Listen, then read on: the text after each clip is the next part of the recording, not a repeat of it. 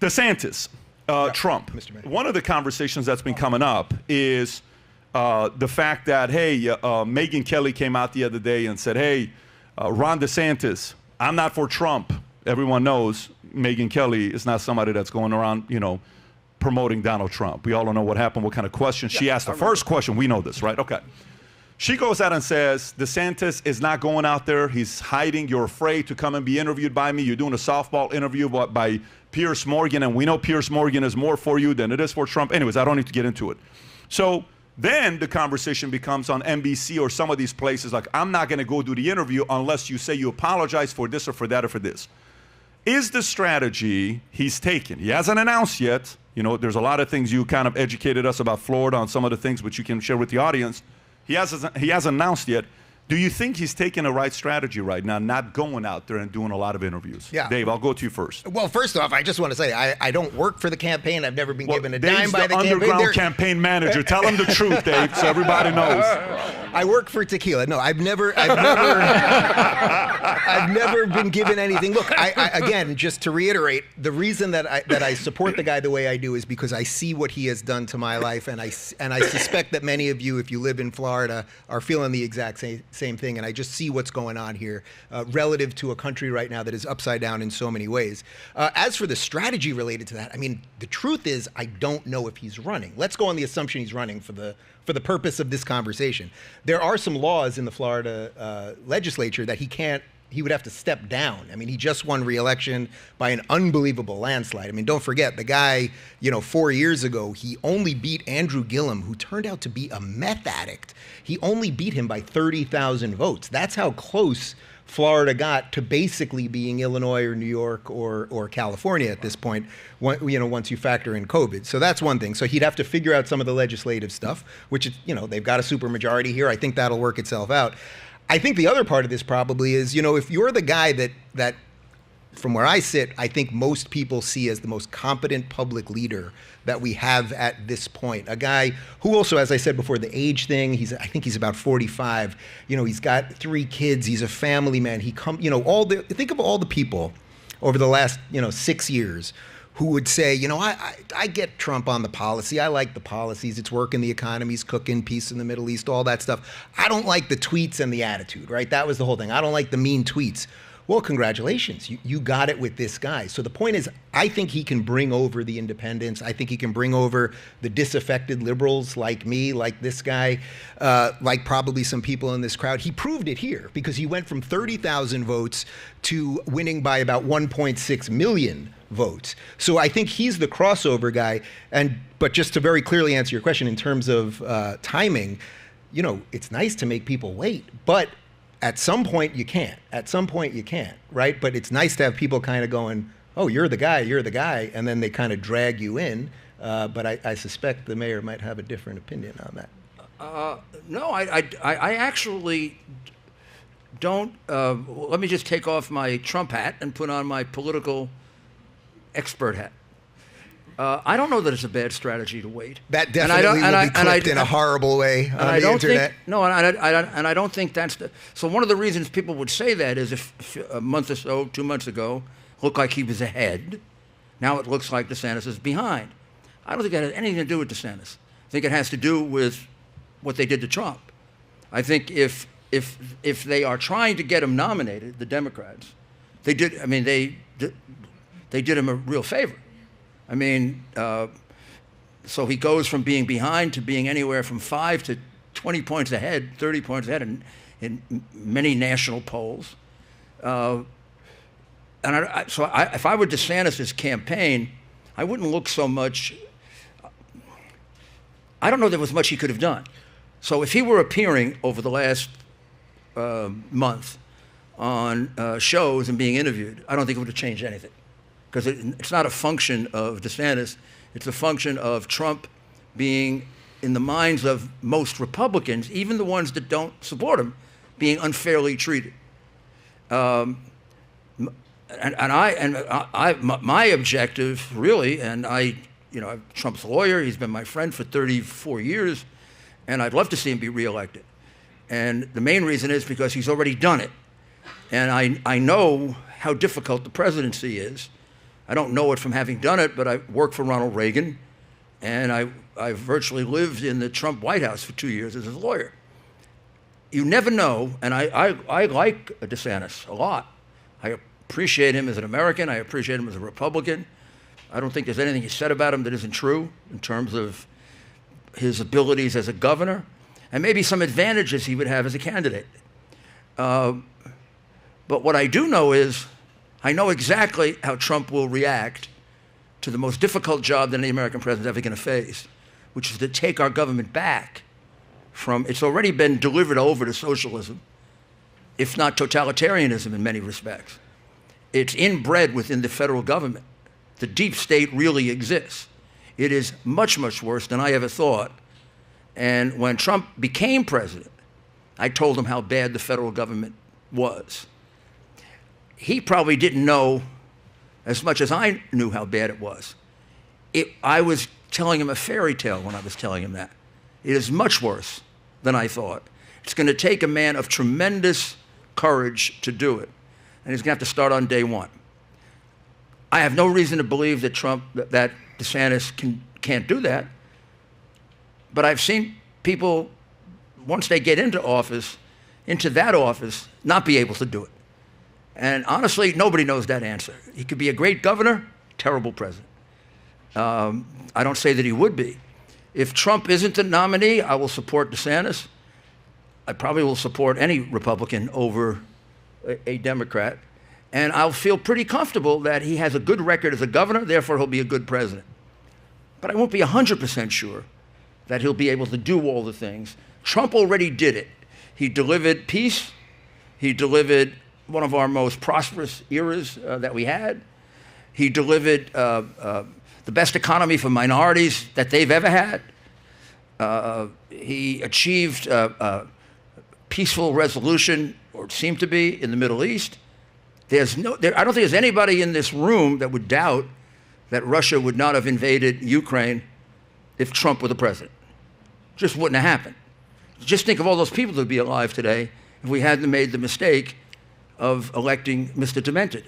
I mean, we would... No, well, just think of it. I mean, those people would be alive today.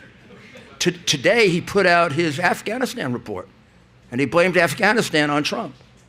Although Afghanistan is not necessarily a mistake because we left, it's a perfectly reasonable decision to leave. I think you could defend either decision, leave or stay. It's how we left. He handled how we left, right? Trump didn't make the decision to take out the troops before you take out the civilians. Now, I don't understand that. I will never understand that decision. There had to be somebody on his staff, even if he is demented, that would say to him, Mr. President, we usually do it the other way around. We leave the troops so the civilians can leave. And in a country that's dominated by terrorists, who these civilians have been fighting, you basically can get them all killed. I mean, I don't even know if you're owned by China why you would do that, except Gates saying that he always makes the wrong decision about foreign policy. It isn't he makes the wrong decision about foreign policy. In addition to being demented, before he was demented, he was profoundly stupid. And he was put there because he's profoundly stupid, because he can be manipulated. So I don't know if if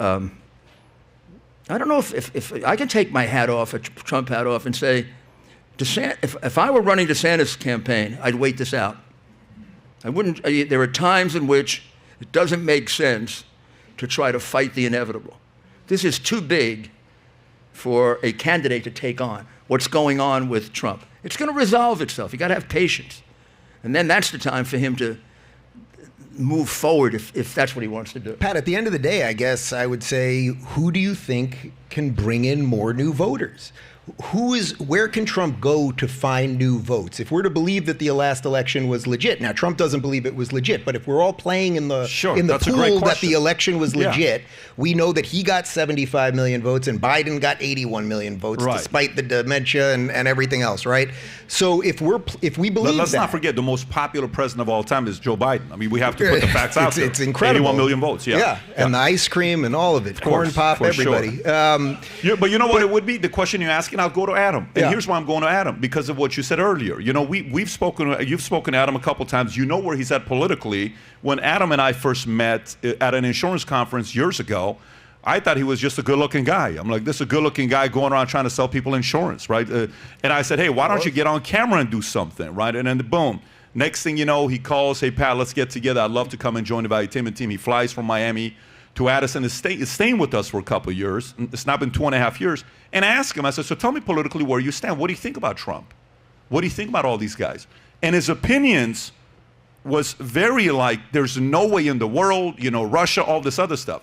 Adam, for yourself, 2.5 years, 3 years, you've seen what's happened, okay? You're not the biggest Trump supporter. You got a guy you got DeSantis here in Florida.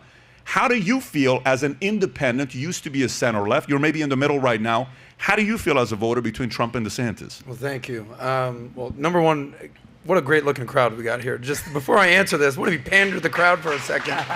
Great to see everybody here. I think Dave's absolutely right, because for me, it's all about upside.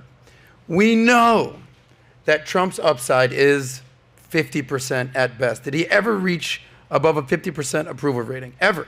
He might have at one point, but it's actually moot at this point. It's like, where are the new voters now? And if the Republican Party wants to get independence, because that's what it's all about. We say this all the time on the podcast. 45% of America's voting left, 45% of America's voting right. There's nothing you could do about it. Whether you're Bernie Sanders, whether you're Rudy Giuliani, they're going there. So you got to figure out the 10%, where are they willing to go? And I think, so everyone has a tipping point with Trump, in my opinion. So whether it was, you know, for me, it was the whole, what are your thoughts about David Duke? He's like, I don't even know who David Duke is. He's like, he's the leader of the Ku Klux Klan. I don't know who that is.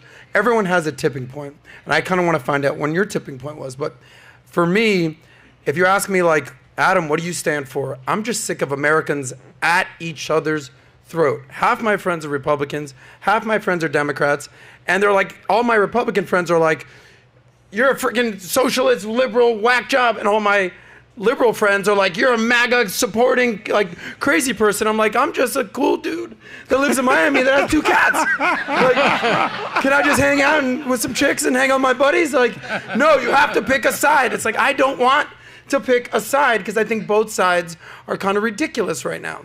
But he's trying to say DeSantis very slowly. Yes, you see what's happening here. Yes. Just for me, I think it's what president or what candidate. I know you said that DeSantis hasn't declared yet. You're not sure if he's going to run. He's going to run. No, you're not like top of the polls and decide to pull back. What candidate can get to a 60% approval rating? And I say this all the time. And what can Donald Trump do to get north of 50%? There's nothing that we've seen that can get us there. And I think there's something, to your credit, there's something about DeSantis, whether it's the youth, whether it's the way he handled COVID, whether what he's done in Florida, that there's something so attractive about the guy that even though he hasn't announced his candidacy yet, people are still clamoring for him. By the way, guys, don't forget, you know, Joe Rogan, who has a pretty popular podcast, and obviously knew that Biden was broken and this whole thing was fraudulent.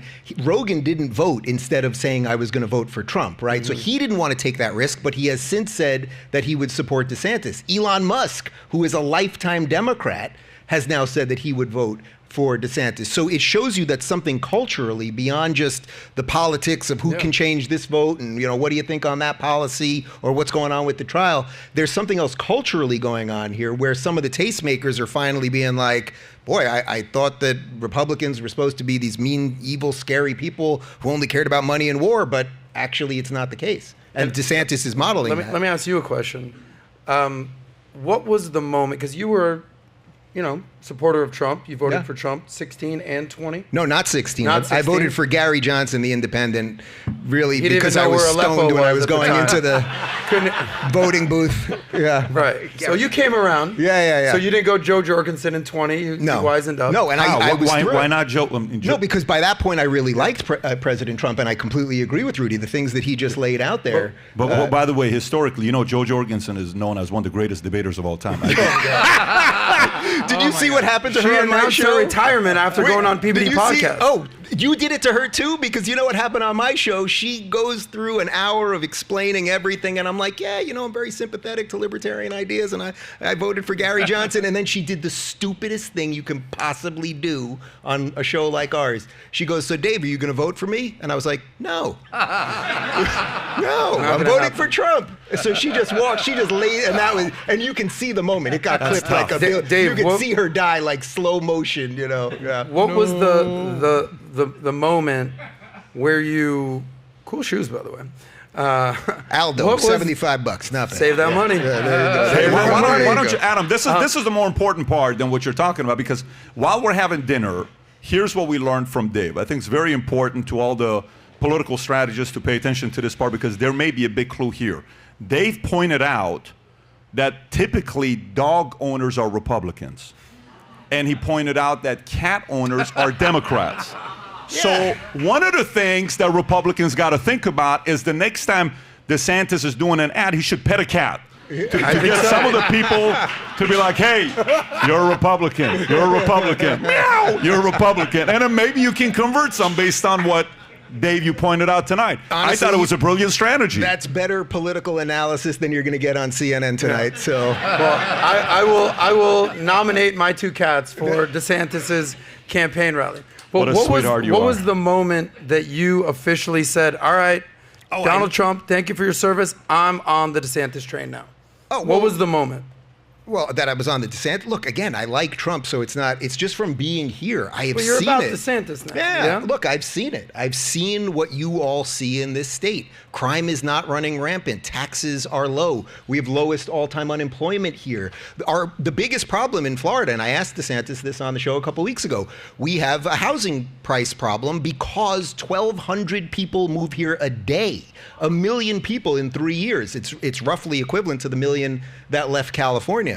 So it simply is a matter of seeing something functional and competent, and you are voting for DeSantis, my friend. It's as simple as that. Yeah, there you go. So are you basically saying that if Gavin Newsom was the nominee of the Democratic Party, there's no chance that you would support your old friend Governor Gavin Newsom? Oh, God. This is where Dave gets triggered, by the way. I hate Gavin Newsom. I did that on Newsom. purpose. I've never hated someone so much. I don't like having the feeling of hate. I honestly, you know, people say they're a lizard people. I actually believe he's a lizard person. Like I believe he is a lizard wearing the skin, much like Silence of the Lambs. Like he has created a human body out of human skin, and he's wearing it. He's Clarice. Yeah, lotion in the basket.